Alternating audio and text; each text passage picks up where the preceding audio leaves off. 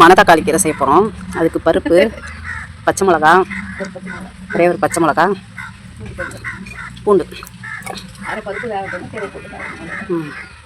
பருப்பு இப்போ வேகட்டோங்க. பருப்பு பாதி வேக்காடு வெந்த உடனே மணத்தக்காளி கீரையை கழுவி அதில் போட்டுக்கணும்.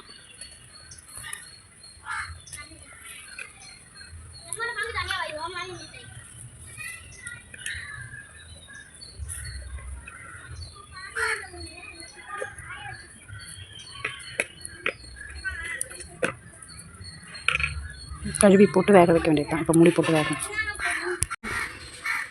கீரை போட்ட மூடக்கூடாதான், மூடாமல் வேக வைக்கும் மணத்தக்காளி கீரை. இப்போ வேகணும்.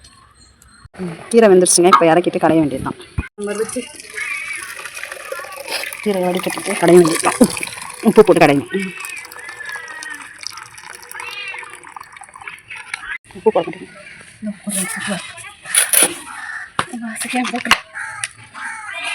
உப்பு போட்டு கீரையை கடையணும்.